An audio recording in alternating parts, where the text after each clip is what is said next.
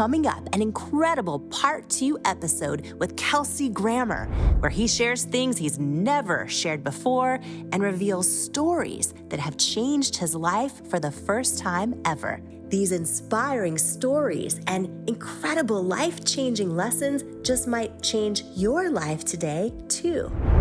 Kelsey is a Golden Globe Award-winning, Emmy Award-winning, Tony Award-winning, Screen Actors Guild Award-winning, People's Choice Award-winning actor, comedian, and producer.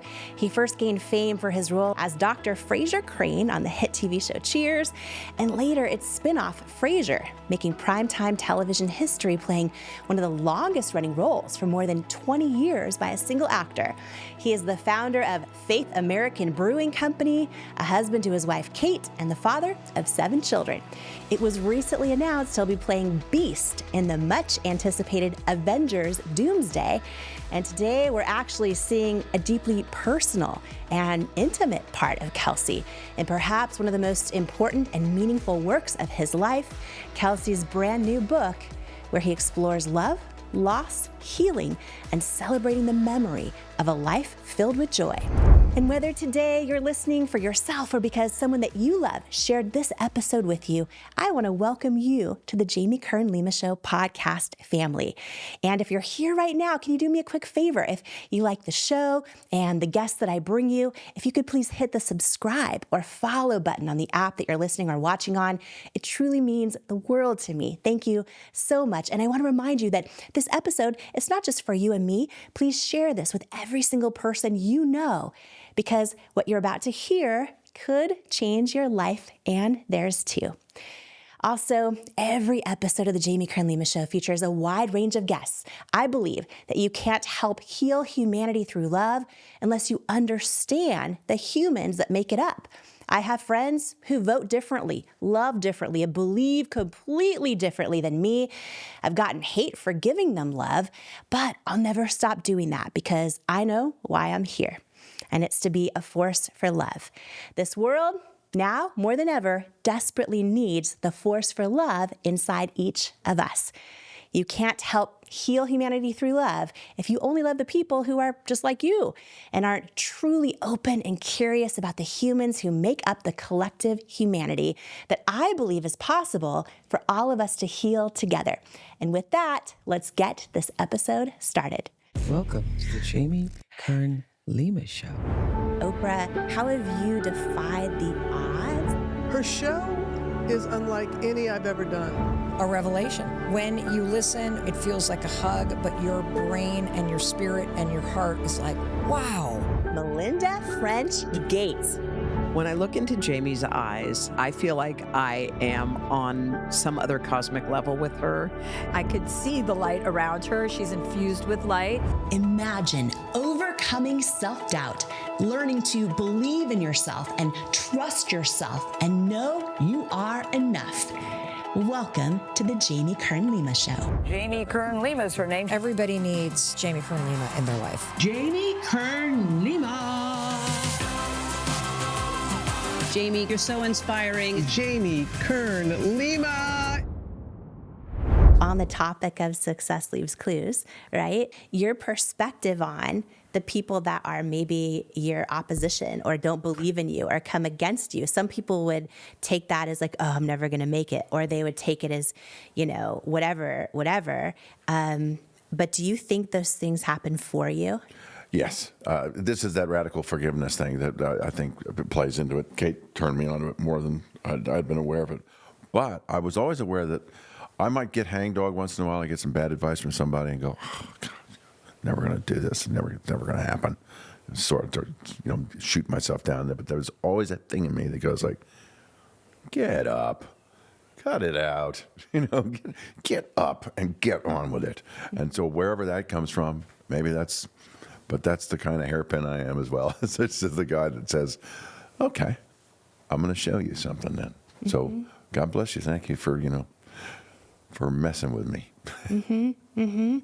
I also feel like so many of the things that the opposition that comes against us, like at least I think in my journey, so many rejections, so many no's, so many closed doors. I know in acting that's like a Tuesday. Yeah. But Yeah, it is. in entrepreneurship, oh my gosh, the number of no's. And I feel like I through all of them got strong enough to carry the weight of success, because that also comes with a whole lot of stuff that, it comes with a whole lot of other worries or problems or whatever. But I've always thought that, like, okay, it's happening for me. And I used to pray, I used to thank God for the open doors and for the closed doors, and just trust that he'll block my value from people who aren't assigned to my destiny, and like anytime someone would just like not believe in the company or think I don't have what it takes or whatever, I'd be like, okay, instead of being like, oh, this is never going to happen for me, I'd be like, okay, God's blocking my value from them because they're not supposed to be my investor. They're not supposed to be my partner. I'm not supposed to go in that store right now, or whatever it might be. And I feel like that perspective, almost like the meaning we assign to it can change. I like that expression. Can change everything. Blocking my value. Yeah. Good. So you praise your kids and profess your pride for each of them in this book. And you also say, in case they don't know this, which is quite possible, they can read it here. Yeah. Tell me more. Well, that came from a specific conversation I had with one of my kids about, what it's like to be my daughter. And she actually had said at one point, she said, I just always wanted to be known as something other than just your daughter. And I said, well, you are known for that.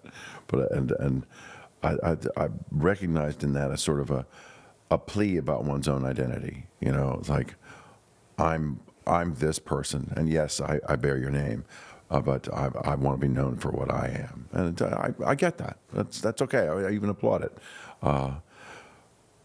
It's an interesting mix to be involved in a relationship with one who has gone before, who happens to be your father, who has a reputation, and a reputation can cut in several ways, but it doesn't need to eclipse the person. And maybe I didn't know what to say to her, except but if she does know I'm proud of her, then she can at least read it here. It was really quite a specific say. You'll be able to say, you'll be able to look at this in the writing and go, oh, he does understand this was difficult. Oh, he does know that that's a challenge. Oh, and he is saying thank you for wanting to be in this business and doing the things that, following in your footsteps. It came out of that idea that, and it can't be easy. And so it was just a nod to saying, I get it. I'm still your dad. I love you. And, off you go. Still got to get pushed out of the nest and say, you're on your own anyway, but you've done a good job. Are you proud of all of your kids? Oh, absolutely. Absolutely. I've had moments when I've thought, well, we all can shine a light on a few things and say, maybe you're going to empower yourself more if you don't allow this thing to keep, giving you hiccups. Because we all stub our toes, and I've stubbed mine several times. But it's nice if you have a relationship with someone who has actually gathered some wisdom beforehand, to trust it. I used to say to another one of my children, I used to say all the time, I'd say, you don't always have to learn by experience. You can learn by example. And I said, just think about it. So I don't know if that's ever worked out, but I still think there's value in that. So many people, I think, if they haven't maybe been exposed to this before, they just think like, oh, if you're the kid of someone famous, you just have it easy. Yeah, that's not the truth. Not the truth. No. I mean, some things might be easy. I mean, maybe you grew up, well cared for. Maybe you didn't. Maybe they're self-absolved, self-involved. I was going to so-and-so's. I was going to say a nastier word, but it's like, and that wasn't an easy ride. Maybe it was really a nightmare. There's a lot of kids that have been through stuff with big egos, people who have been through a lot. I mean, because, no matter how much success a certain person has had, there's going to be moments when that slides. I mean, unless you're maybe Paul McCartney. I just think everyone just adores him because there's a reason. But in so many cases, the bloom leaves the rose, whatever, and people are not so enchanted with what they do anymore. And that's a hard thing to slam into one day. And if they don't have real character, they can take it out on the people around them. And I mean, I've been tempted to do that. I mean, there's been moments when I thought, why isn't this working out? And I do my best not to, visit my children with it. But it may be that I'm not available a little bit sometimes when things aren't going so well. I'm not really sure. I try to be. But I think it's foolish for us to judge what we think is privilege or someone's good fortune and not realize that, you know what, maybe they deserve a little bit of good fortune in their lives. And I'm sure it came with at quite a price sometimes. I think everybody gets there with their own nuance of damage. And that should be just respected. Everybody got here for a reason. Everybody who's done well deserves it, So. What kind of dad would you say that they would say you are? Well, I think most of my kids would say, that I gave it a good try. I mean, I think that's what they'd say. I think my latest batch would probably say, my children with Kate, we have 3, Faith, Gabe, and James. I think they would say, Dad's in it. Dad's in it with his whole heart. And I'm mostly fun. They are scared of me, which is interesting. I'll blow my top once in a while, and it's pretty interesting to see a young person just go. But that's usually kind of what you need them to do in that moment. Something has to be suspended, So I was given the gift of a great voice. I don't have to go, slam a door too hard or do anything else to get attention. I've got a voice that is arresting, and that can usually stop people in their tracks. And a young person sometimes needs to be. My older kids, my eldest, Spencer, when she was born, I remember looking at her little bassinet, thinking, "Oh, she's her own person already. She kind of has something in mind." So I'm not sure what Spence would say about that. I know we've been in and out of one another's lives, but there's a profound love there, and that's what I can rely on. There's a profound love in the book. That's what I did it for. That's what I've done all this for, and so hopefully it will bear some fruit.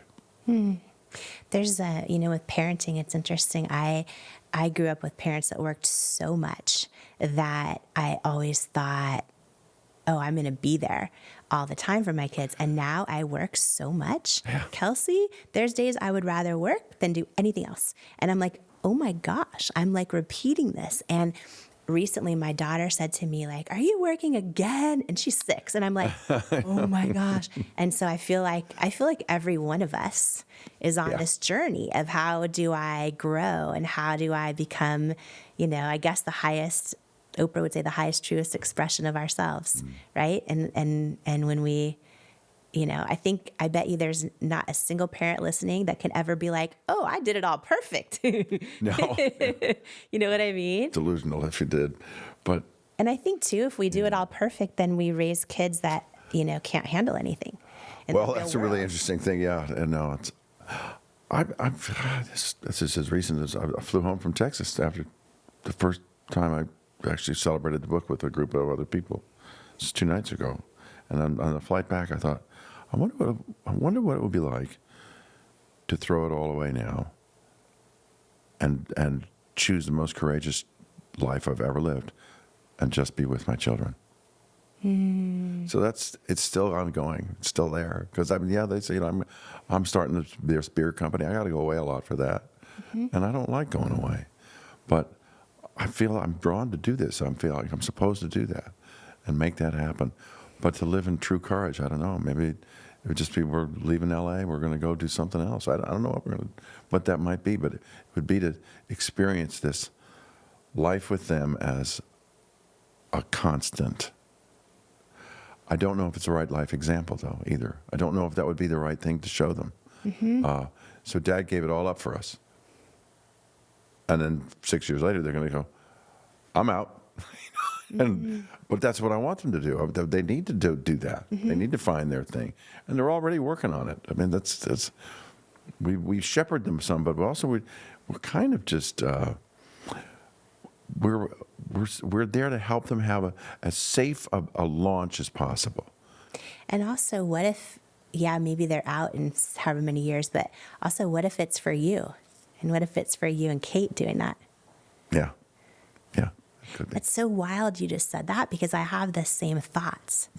I do. I think sometimes, like, I will tell my husband, like, what if we just, we'll just move here and, like, I'll just, like, be home and not miss anything. Chuck all this. Yeah, right. Yeah, exactly. And I have those thoughts. He would be so happy if I did that because, we both did like 100-hour weeks forever. Now I'm still the one working this hard, and he's good. He, runs our family office. He does, he works and he does all the things, but he would be, I think his fear is that I work too much. So I think like he would actually be so happy. Wow. Yeah. But I actually have the same thoughts. Yeah. I'm like, am I getting it wrong? Because also, I don't know if you ever struggle with this, but I struggle with this, like, because I know if you have creativity in you and it's unexpressed, it can express itself in other ways that are not good. So it's like if God put this in me and this is supposed to be my offering creatively to the world, right? But at the same time, I'm like, am I missing out on the things that actually matter? Because also, when is it enough? Which is actually a question I have for you too. Is do you ever like struggle with that? Because it's like you look at everything you've accomplished. I mean, and I've had people say that to me. They're like, oh, you've built this huge business, you've done this, you do that, these awards, that. And then I ask myself, am I thinking I have to keep achieving to feel worthy? And so how do you reconcile that? It's interesting. The same battle is for me is We need to pause for a super brief break. And while we do, take a moment to share this episode with every single person that you know who this could inspire. Because this conversation can truly be the words and inspiration they need to hear today to keep going, to remember that they matter, and to feel less alone and more enough, more connected and more worthy. I am so excited for this book. You know why? Because it's going to save so many people. It's going to save people. Worthy. Your new beautiful book, Worthy. Get this book. This book, I'm telling you, it's a book that can change anybody's life who picks it up. Anybody who's ever felt that they were not good enough, didn't measure up, something's missing in your life, I have to tell you. It's powerful. It's happening. It's worthy. Imagine, what would you do if you fully believed in you?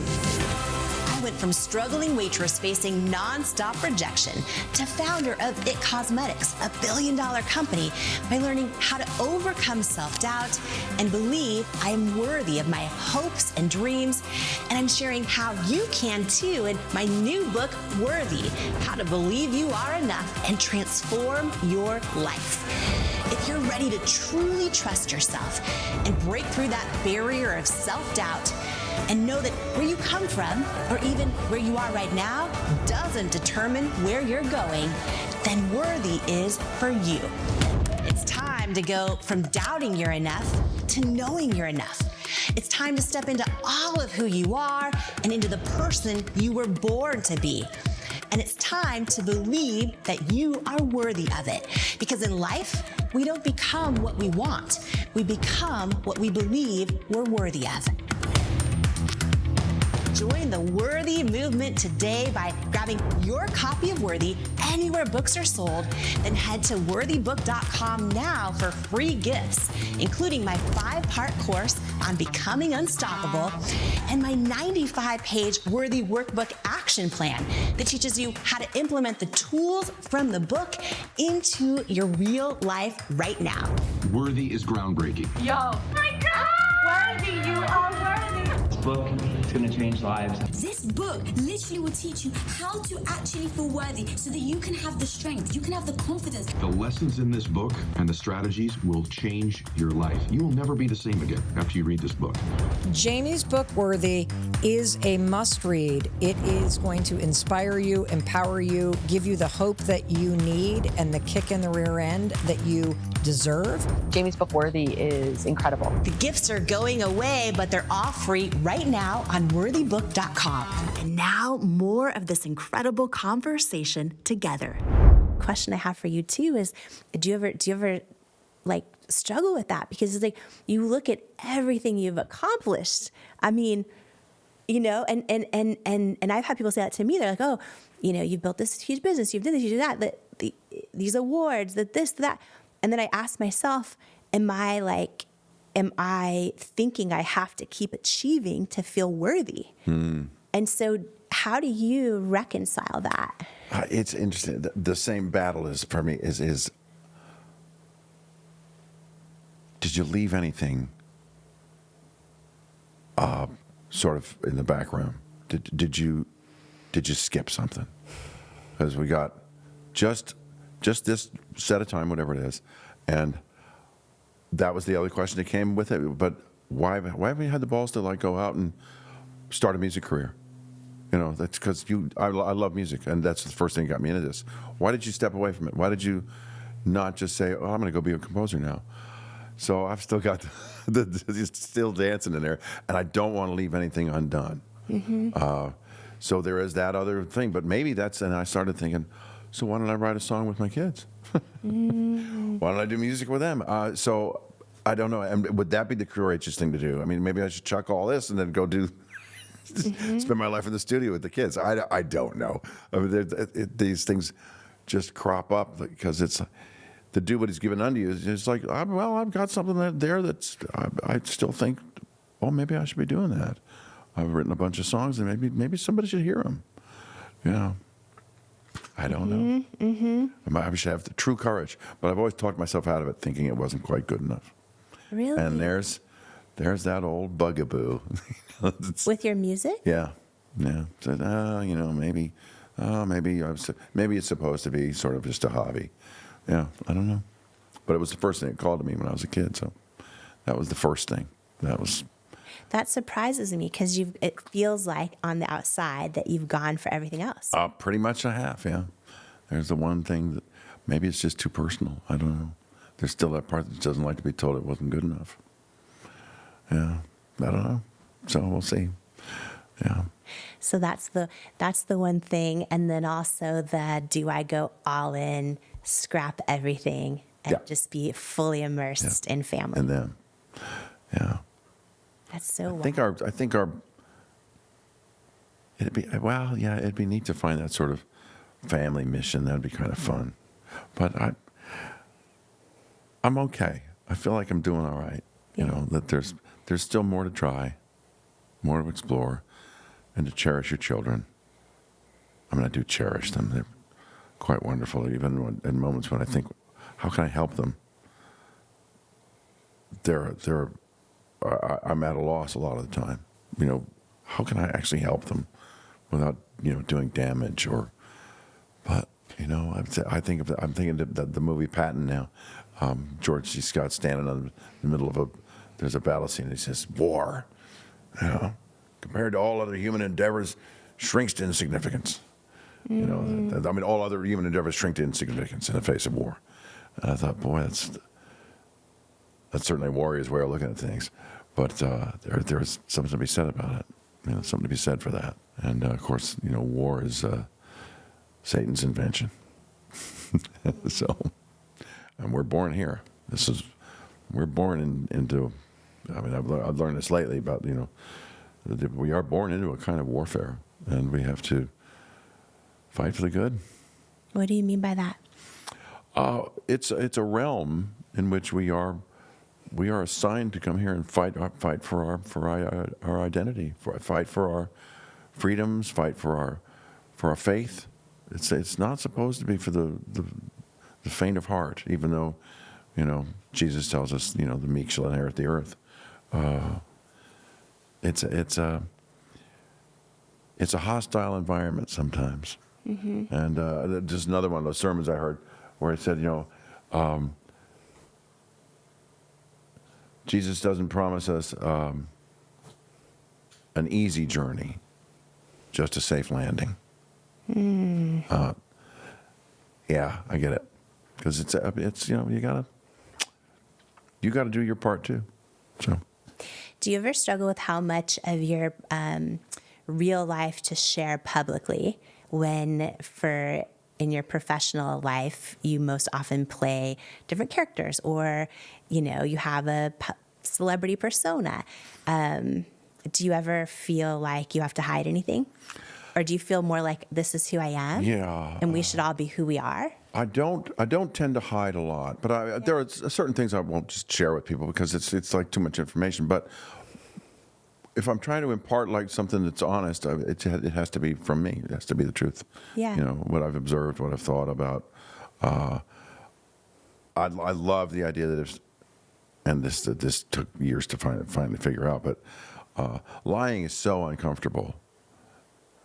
And once you start to lie, you have to remember it.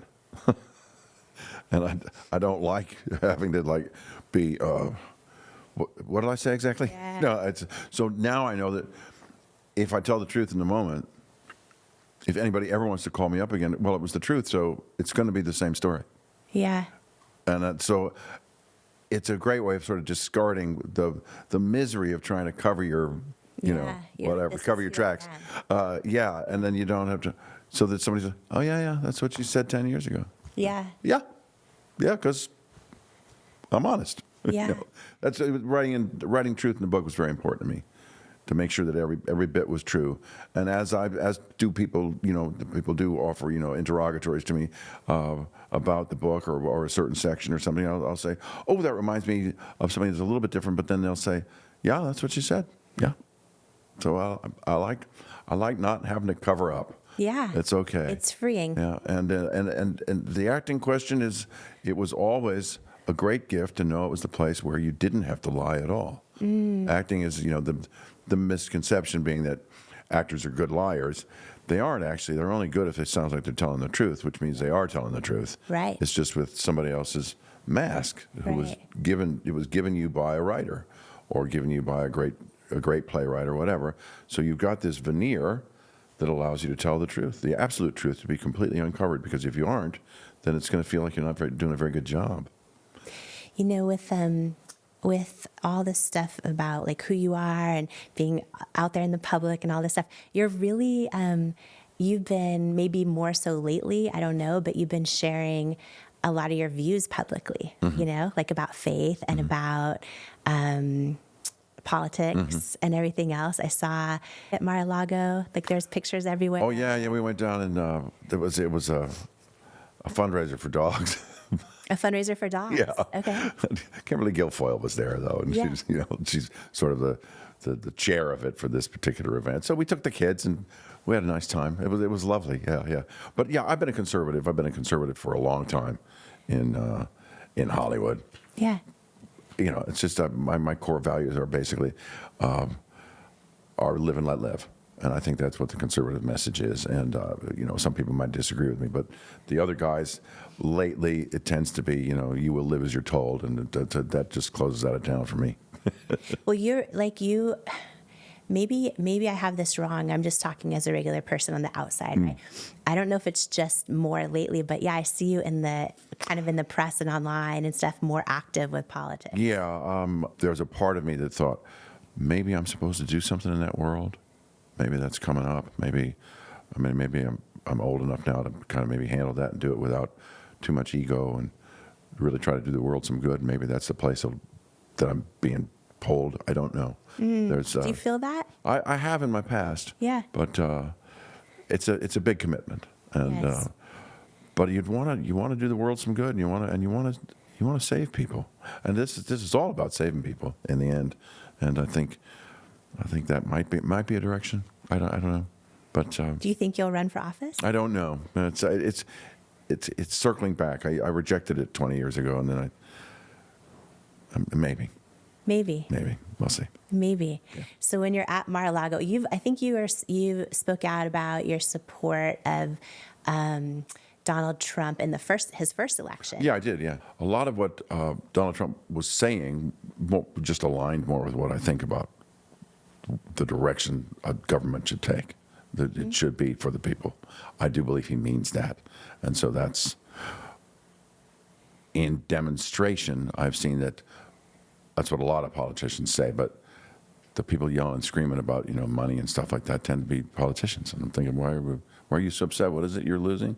Why are you a rich person in Congress? I have real issues about that. I think if you can go to Washington rich, fine. But if you got rich being in Washington, you should be out. Adios. It was designed to be, you go for one term as a congressman, one. Some guy from the neighborhood goes for 2 years and comes back, and some other guy goes, or gal, whatever, or whomever, and you don't stay there, and you go be a senator. Great, go for 6 years. Maybe you're a little wiser, maybe you're a little bit older. The energy of Congress, of the House of Representatives is immediate in the moment, and what people need right then, and. The senators are meant to say, well, let's slow down a little bit, let's think about it. And maybe that's a good idea, maybe it isn't. Maybe we need to balance it with this. Okay, that made sense to me. You get to stay for one term. And George Washington stayed for 2. That was it, executive branch, a little guidance. Yeah, you can appoint judges for a lifetime because that's what they're good at. Okay, and they balance it in terms of squaring things with the originalist vision of what it is, and that's all for the people. And if you really, but yeah, I walked into Washington D.C. recently for a for the dedication of the World War I monument, and it's a beautiful, beautiful piece. It took them over 100 years to do it, but to get one there, and they've done other monuments for other wars that was celebrating the sacrifice. But when I walked, I took 5 minutes to walk from the hotel I was in to go over to where the presentation was being made. 3 people in 5 minutes walked up to me and handed me a card and said, "Hi, I'm a lobbyist." And I just thought, you do not belong here. I mean, I have some real issues about it. I don't like it. Whenever the car turns off and I'm standing still at a red light, I'm thinking, what congressman got this passed? What guy's making money on this? Because somebody got paid to do this. Because when I grew up, they said if your car stops and restarts all the time, you're just spending more fuel. So I thought, who conned them into thinking this is saving money? Why do we have 10% corn fuel in our gasoline? Who from the Corn Belt made some money on that? So I look on big government with a real, jaundiced eye. Do you feel like, too, if you went to Washington having already had success, you would be less likely to be swayed by anything? Yeah. I mean, it's I think there's definitely there's an older man's game in Washington, D.C. that I think needs to be played well. Wisdom being the important asset that you would bring. But if you're worried about, if there's something on the table, if there's a kickback coming, I mean, we are finding out, of course, now through a lot of people that there's some stuff been going on that isn't good, and I'm very glad that Donald Trump is there at this point, sort of engineering at least an uncovering of that. Whether or not we're going to cover it all back up and go back to it, I fear that might happen, but I do fear that that's the end of the U.S. And I don't want that to happen. In what way?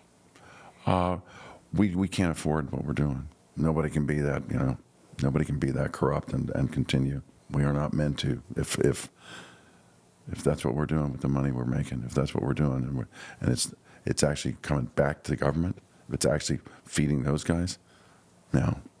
It's supposed to be selfless and to volunteer to make sure we're saving the people. Save the people of the United States, not Washington, D.C. That's my 2 cents. When you talk about senators and you talk about, how long people are in Washington, there's so much talk about, should a president ever be able to do more than 2 terms? Well, only FDR thought he was worth it. And everybody else just voluntarily just said, no, it's 2. Because Washington set the precedent. George Washington was pretty much the greatest American who ever lived. There's just still no question about it.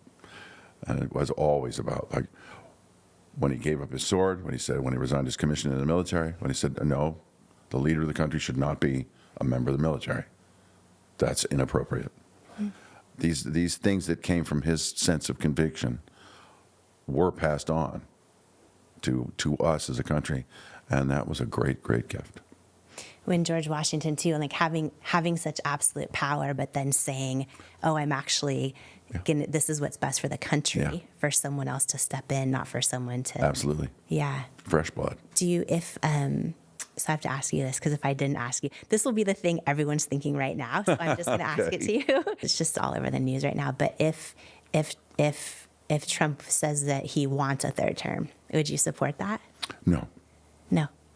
No. It's not what we do. Yeah. I was in shock. I mean, I'm still in shock that Franklin Roosevelt was elected for a third term. I guess it was a wartime thing. Yeah. I don't know. I thought that was really irresponsible. Mm-hmm. Yeah. I still look at it as like, what were you doing?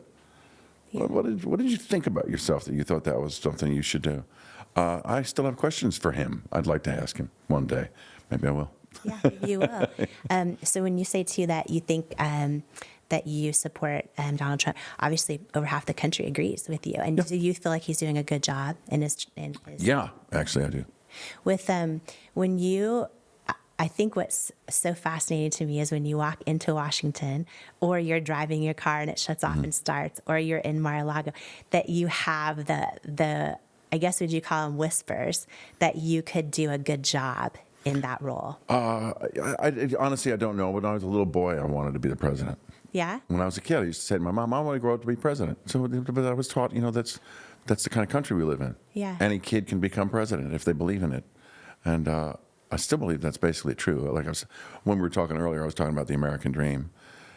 The American dream is a given. It's there. I mean, what I don't like hearing from my politicians is it's over. The American dream's over. I said, well, how did we get to that place? Why would you want to lower our expectations that much that you're now saying to me, well, we can't give you that, but what we can give you is we can make sure that somebody else's dream is smaller. I don't care for that. You're so convicted in your beliefs and your values. You talk about this in Kern, which is out now. I love understanding also the humans that make up humanity. I think people are so scared right now to share how they feel or what they believe, or, I think like people have been, I think for the past, I would say at least 5 to 10 years, teachers have been scared to share how they feel in the classroom. And people have been scared that they're going to say the wrong thing or get something wrong or be accused of something that they totally didn't intend to do. And I think everyone's just walking around on eggshells. And in the book, I really feel like we're with you and we understand you and understand your thoughts and what you believe. And you talk a lot about your values in there too. You talk about, I think it was 6 months before Karen passed when you were with a girlfriend. Yeah. And you had an abortion. You had an abortion. Yeah. And broke my heart. My heart is broken about it to this day. But at the time, has its impact on you changed over time, or the meaning you see it as changed over time versus when you were 18? Right. When I was 18, I didn't think I had any rights. I didn't think I had any right to say anything. And that was, that's concurrent with a lot of the way people think a lot today. But if two people are involved in creating a child, then I think maybe two people should be involved in whether or not they're going to make that choice to take the life, to end it, or to embrace it and say, okay, we're going to do this. We made this together. I think all things, the most important thing about connecting sexually with someone is to understand that you have consequences that you can either avoid or not avoid, but you need to know going in that you're making a decision that might actually have life-changing consequences. And I think we should tease her. There was a great special on years ago that I saw. It was a documentary about 3 boys were sat in a room, and they played recordings of the same thing that 8 girls were saying, and they just listened to them. And the question was, who's the most attractive girl? And the 3 boys identified almost all, and there were, I think, 2 girls that were the most attractive girls to them. Those 2 girls were ovulating. No one could quite figure that out, but that's a very powerful thing about life and the way this whole thing was designed. So a girl who was ready to be impregnated was, to them, sounded like the most attractive person. That's a power that a young man needs to be advised about, to understand that you are in the dance as this energy that's responding to the imperative to procreate, that's saying you want to procreate. If you don't want to, do not have sex. Now, we've gone against that. We've gone against that a lot in terms of the society as we've played it out these days. Kids should have sex. You go out and have it. But there's a consequence there. And so I just think we should teach our boys that, well, maybe you should be responsible about it. We don't, but it has changed a bit.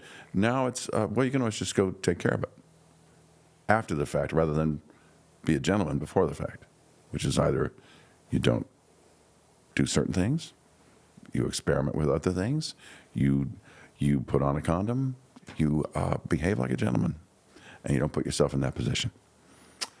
A lot of people don't seem to think that's worth teaching anymore, and I don't know why. But look, everybody's entitled to their way of thinking about it, but I just think, why would you make a series of choices that has to end that way when you know you can actually make better choices? I guess my advice would be make better choices. Who wants to have that on their head? Who actually goes through life thinking, oh, that's what I want to do? Do you still think about it, about when you were 18? Yeah, I wrote about it. Yeah, you chose. I would never ask you, but you chose to. It's in the book. Yeah, no, I wrote about it. It's I'm sitting there, and it came from Karen. It was, we were sitting there, and I was writing about being in Gordon's hospital room, and then Karen came and said, you have to take care of something. You need to clean something up, purge something. She said, leave us together with Gordon for now, and go back to New York with Jill. Wow. That's all in there. So you revisited it for that reason. Yeah. It's. And you're very clear how you feel about it in the book. It's been on my mind. It's been on my heart. Sat on my heart for a long time. Yeah. For you to talk about your own experience with it, how it's impacted you emotionally, how you feel now today. I have friends that are very pro-choice and friends that are very pro-life, and many of them have had abortions. And I watch now, I'm 47, and I've been in conversations where they've been in therapy about it and dealing with it in very different ways. And sometimes the way you might feel about it in one phase of life changes and into another phase of life. And why I wanted to bring it up is this isn't something people talk about. So when I think about the number of people that are going to be listening or watching right now that have had this experience as well, and maybe they've never told anybody, not even their partner, nobody, but they're dealing with it internally. I just want to call this out because I think that the journey that the reader is going to go on in your book, I think, yes, it's this honoring of a joy and light that is your sister Karen. It's your own journey to where you're at now with it and with your relationship with her in your life. But it's also the reader's journey in their own personal life. It is my hope that when people read what I've written and exposed and uncovered about my own life, I wanted to actually comfort any woman, any mother who's lost a child, anyone who's lost a child. Everybody that's been through what we're talking about here has experienced a loss. Whether or not they want to acknowledge it or fight it or they're angry about it or angry that someone would say, I don't look down my nose at anybody that's had an abortion. I don't. I feel sad about it for people. Where before I used to think, well, yeah, of course you have the right to do whatever you want to do with your body.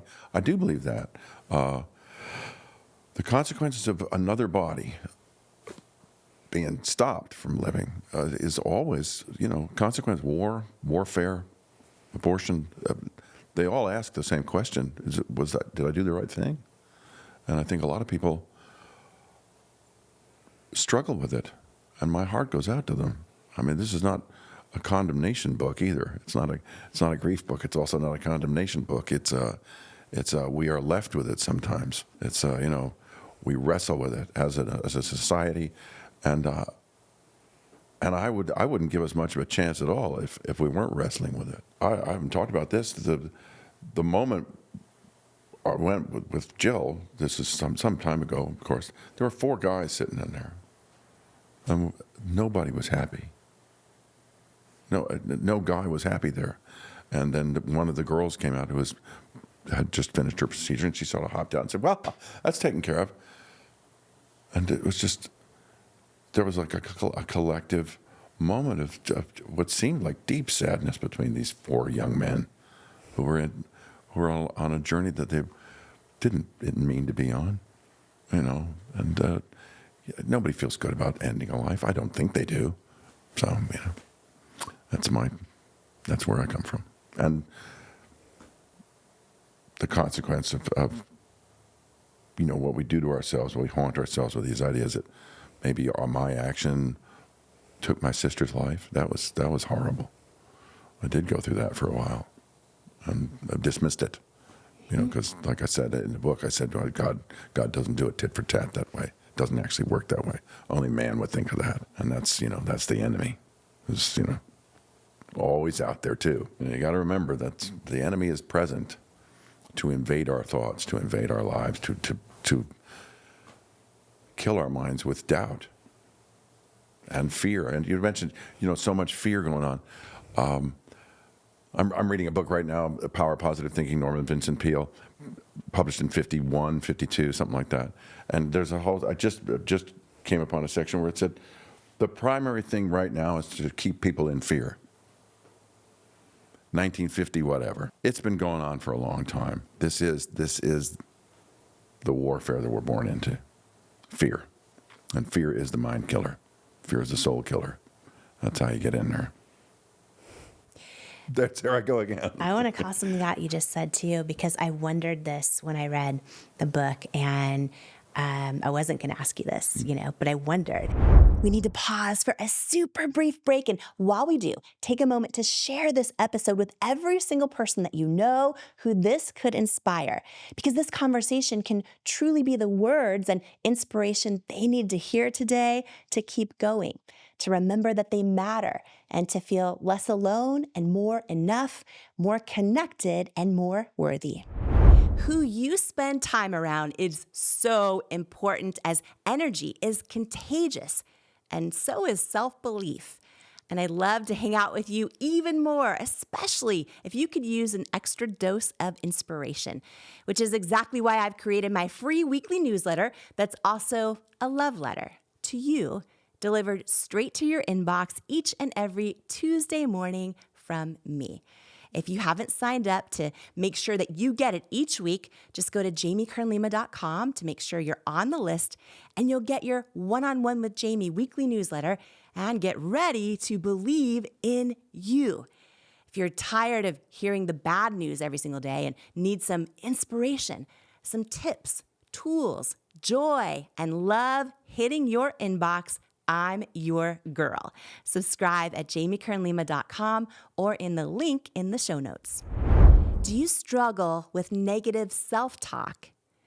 Living with a constant mental narrative that you're not good enough is exhausting. I know, because I spent most of my life in that habit. The words you say to yourself about yourself are so powerful. And when you learn to take control over your self-talk, it's life-changing. And I wanted to give you a free resource that I created for you if this is something that could benefit your life. It's called 5 Ways to Overcome Negative Self-Talk and Build Self-Love. And it's a free how-to guide to overcome that negative self-talk, to build confidence and develop unshakable self-love so that you can dream big and keep going in the pursuit of your goals. Don't let self-sabotaging thoughts hinder your progress any longer. It's time to rewrite the script of your life, one filled with self-love, resilience, and unwavering belief. If you're ready to take charge of your narrative, Build unwavering confidence and empower yourself to persevere on the path to your dreams. You can grab your free guide to stop overthinking and learn to trust yourself at jamiekernlima.com/resources or click the link in the show notes below. And now more of this incredible conversation together.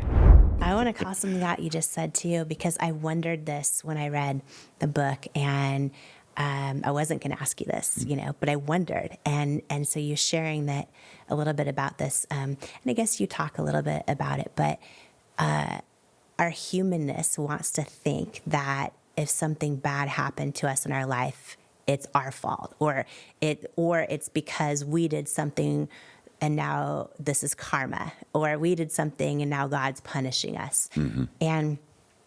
And when you just mentioned that having an abortion at age 18, then 6 months later, this tragedy happens with the loss of your sister's life.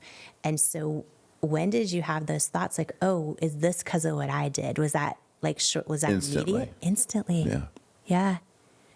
You said God is not tit for tat. No. That's the end. That other guy is. It reminds me too of another thing.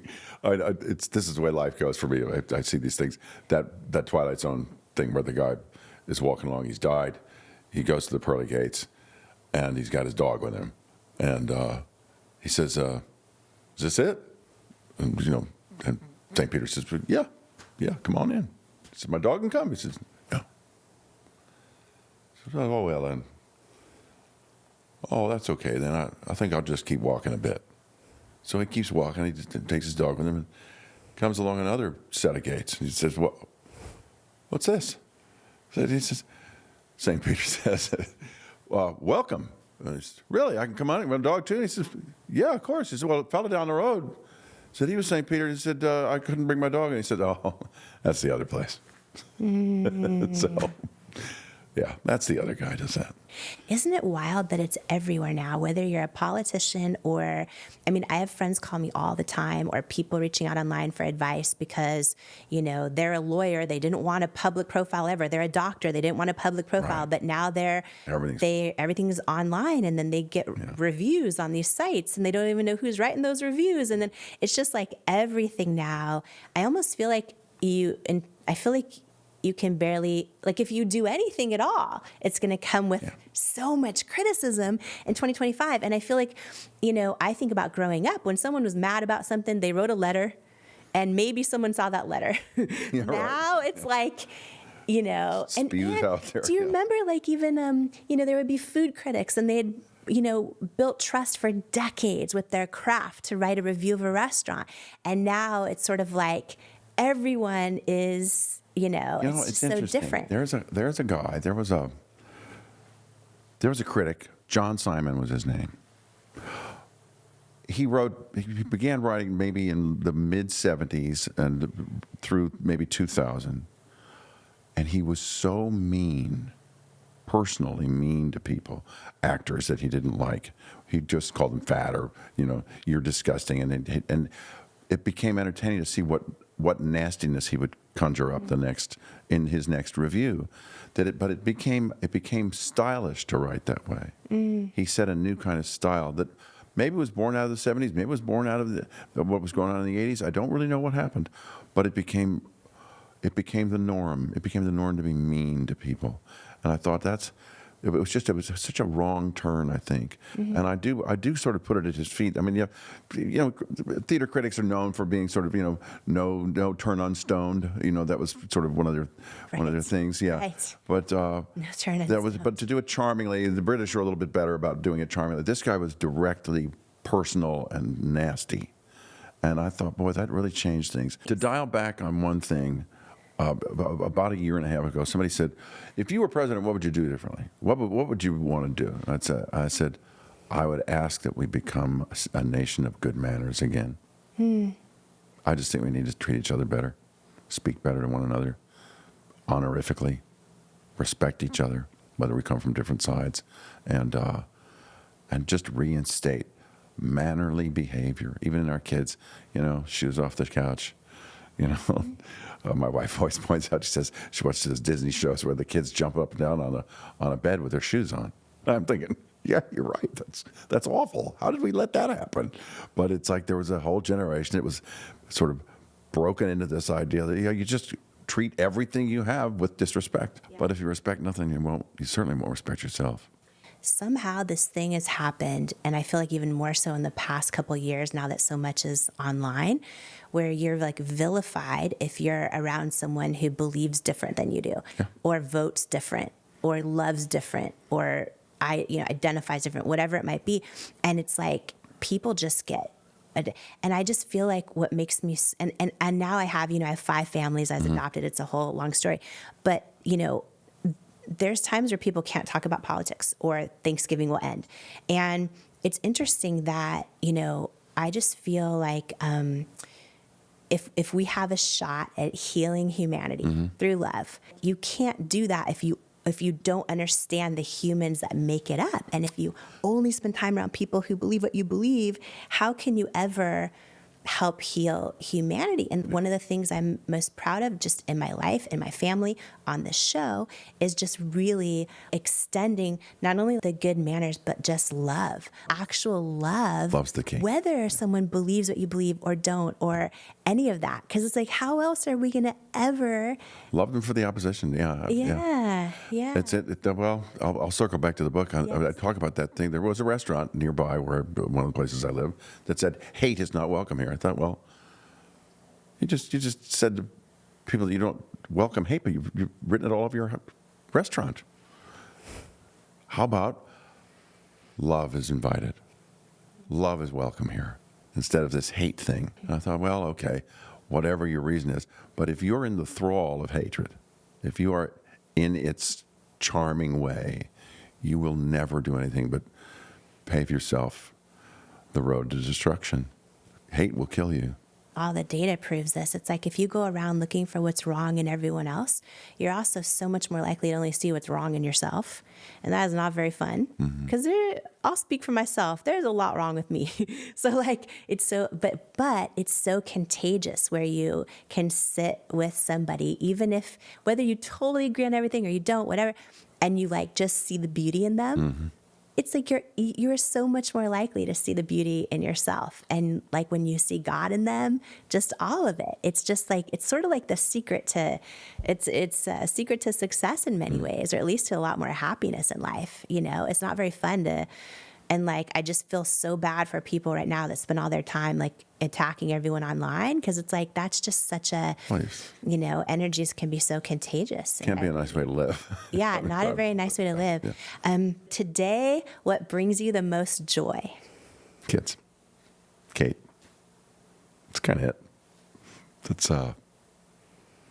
That's it. Maybe that's why I said living in true courage would be to live my life with them. I have to live my life too, though. You got to do one or the other. Put the mask on yourself first before you put it on the kid. Yeah. Seeing you both walk in, though, both you and Kate, you and I are meeting for the first time today. Yeah. And so I'm off on another track all of a sudden. Kirstie Alley. Yeah. When I was going to do my first appearance on The Tonight Show, Kirstie Alley said, "Oh, just go on and play a character. Just go, just make up something and just have fun." And I thought, okay, I get it. And she was kind of like that. She was always sort of entertaining. Kirstie was, keep a lot of hats in the air so you can't spot you. And she was such a wonderful person and so funny. Yeah. But when she said that, I thought to myself, I don't think I have the energy to be able to do that. I think I just have to be able to be honest. So that's what I've always been. I've been as honest as I can be. Once in a while, I'll watch an appearance and think, oh, well, did I do that right? It doesn't really matter because I didn't do it. I didn't dissemble, at least. I didn't have to cover myself in any way. So it's easier. If there's some question I'm not comfortable with, I won't answer it. Yeah. then you're okay. Okay, that was it. I'm sorry. It feels like freedom when you're yourself, and so many people wonder, this is just my theory on this, and there is data that backs this up, but there's so many people that wonder why they feel lonely or why they feel disconnected or why they feel all these things, but yet so many of us, we're people pleasers, or we show up as our representative or the person we think we need to be to like ace this thing or sit in the boardroom or wear the lab coat or whatever it might be. And it's like all the data says when we show up as our representative, it's not who you fully truly are. It's like impossible to have a true connection, with another person in real life. Yeah, interesting. Versus when you're just like this, because how can you be loved if you're your representative? Like, how can you feel that true?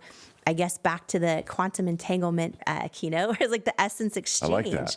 Right? Yeah. Like the exchange of essence, and then you have that connection. What are they at falling in love with if you're misrepresenting who you are? If you're playing out something you think is more attractive. I mean, we all try to be attractive. I get that, but what are you offering? Is it a sham? So you don't really want it to be. Yeah. But I think what's interesting is there's a willingness now to open up to the idea that, yeah, you represent who you are, and you are if you have a conservative bent, you're okay. That seems to be circulating more now than ever before, and that's kind of a nice thing.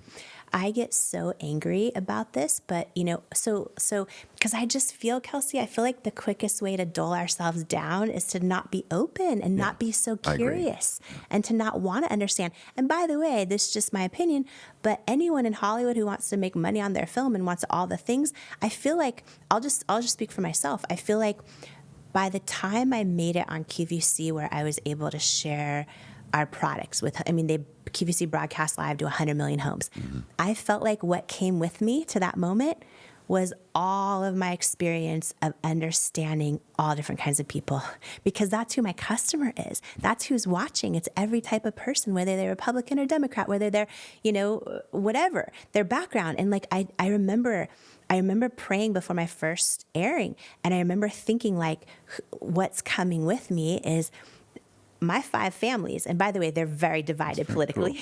Cool. They have so many different experiences. My days waitressing tables, and I feel like our steps are ordered in life. I feel like by the time I got my one shot on QVC, I felt like I knew who was at home, because I felt like I had enough life experience to understand whether she felt this way or that way, or like I felt like I was able to understand to the best of my ability at that point.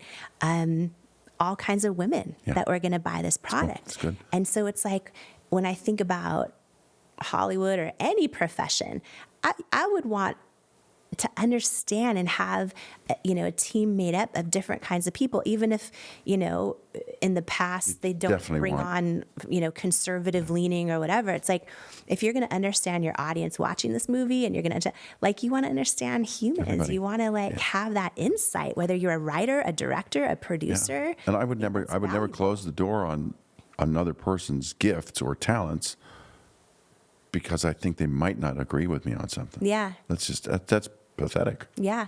Well, when you produce and when you do things, do you bring on people no matter their political views, no matter their... Yeah. It doesn't even cross my mind. Yeah. Yeah. If someone has exposed themselves as being a narrow-minded person, I might find that unattractive and say, I'd rather work with somebody else. Yeah. But that's a whole different thing. That's a very specific thing. Okay, something exciting that was just announced, that you're playing Beast in Avengers Doomsday. Can you tell us just about that, and how long are you in makeup? Oh, well. And just the whole thing. They do it differently now. Oh. I mean, it's when I did Beast 20 years ago. Yeah. I had it was 3.5 hours to get into it. Yeah. And I'd sit around a long time, and, sort of like this. I'd watch golf, whatever, and then finally I'd get called to set, and then they were flying, burning cars across the scene. It was a lot of fun, but I love the character. I love he is a stalwart, upright, serious-minded, decent man, and that's what I love about him. I think of him as being the Martin Luther King of the mutants. He's just got a dignity and a dream. and is willing to fight for it, and but slow to action in terms of fighting.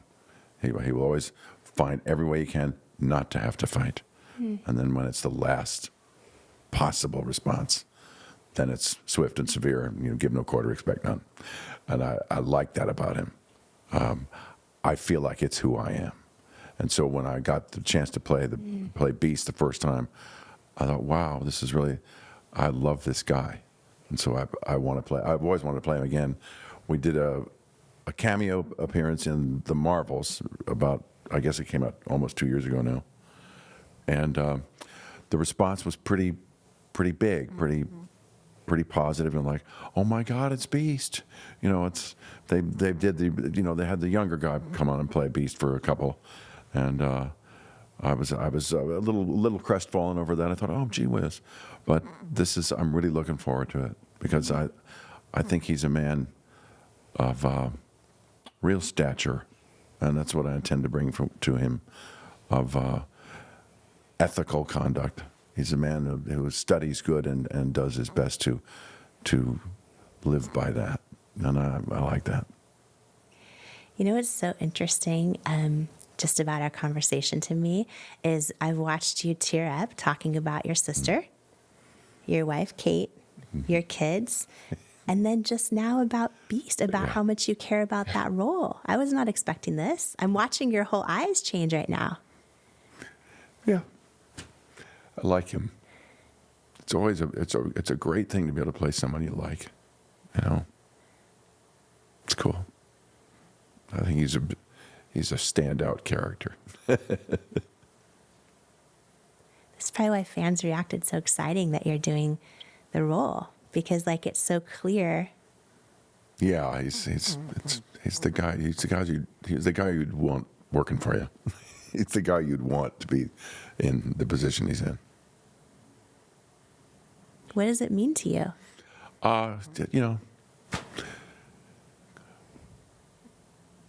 Goodness is the key to life.